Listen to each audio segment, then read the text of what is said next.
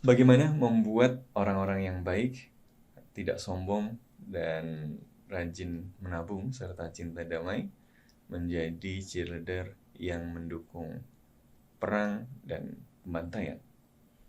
Apakah bisa? Bisa. Ini caranya.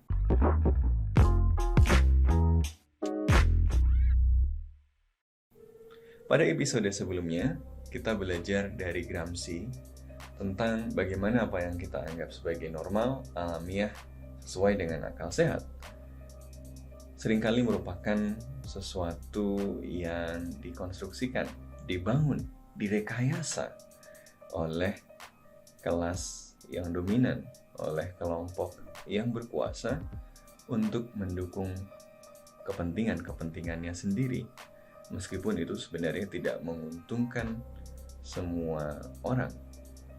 Tapi melalui berbagai instrumen yang dimiliki, melalui berbagai aparatus yang dimiliki, melalui berbagai alat-alat budaya yang dimiliki, kelas yang berkuasa ini kemudian mampu menciptakan kerelaan dari mereka yang sebenarnya dirugikan oleh apa yang kemudian dianggap normal tersebut. Dalam kondisi tertentu, ketika kepentingan yang berkuasa menghendaki melakukan sesuatu yang luar biasa seperti perang atau bahkan kejahatan kemanusiaan, kerelaan juga kemudian bisa diperoleh dari publik melalui rekayasa konsen ini yang kemudian dilakukan secara luar biasa intensif. Hal ini hari-hari ini terjadi di depan mata kita dengan cukup terang benderang. Dalam kondisi normal, mematikan listrik, air, dan pangan bagi 2,2 juta orang yang sudah diblokade selama 16 tahun adalah kejahatan kemanusiaan dan pelanggaran terhadap hukum internasional. Tapi melalui mekanisme penciptaan kerelaan, kita menyaksikan bahwa hal tersebut yang dinyatakan secara terbuka oleh seorang menteri perang negara paling kuat militernya di Timur Tengah mendapatkan dukungan, aplaus, dan bahkan dianggap sebagai sesuatu yang normal. Inilah ruling by consent. Inilah hegemoni. Inilah bagaimana sesuatu yang sebenarnya merugikan banyak orang kemudian dianggap sebagai sesuatu yang normal, menguntungkan, dan harus diterima atau bahkan didukung. Inilah bagaimana hegemoni bekerja. Ia bekerja dengan menghadirkan satu sudut pandang tertentu. Hal ini dilakukan misalnya dengan menentukan frame berita, dengan menentukan siapa yang diundang di dalam berita, dan apa yang harus mereka sampaikan di dalam berita itu. Hal ini juga dibentuk misalnya dengan pilihan bahasa.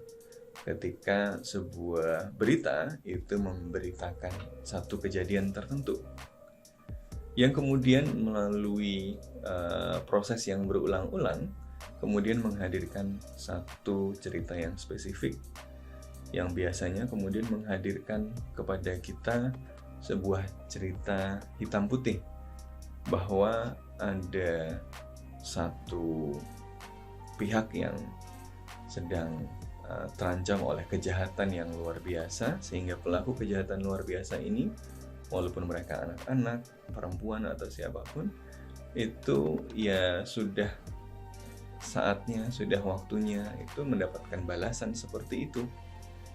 Ada proses dehumanisasi yang dilakukan berulang-ulang, ya, misalnya melalui cerita-cerita yang tidak terkonfirmasi soal pemenggalan kepala bayi, ya, soal pemerkosaan massal dan seterusnya, yang meskipun kemudian disampaikan oleh wartawan atau media atau bahkan Presiden Biden sendiri, ya, bahwa ternyata sebenarnya belum ada bukti yang kuat kecuali pengakuan dari salah satu pihak yang sangat berkepentingan, yaitu militer Israel yang tidak terlalu terkenal dengan kejujurannya, seperti dalam kasus Shirin Abu Akleh misalnya, yang terbukti berbohong.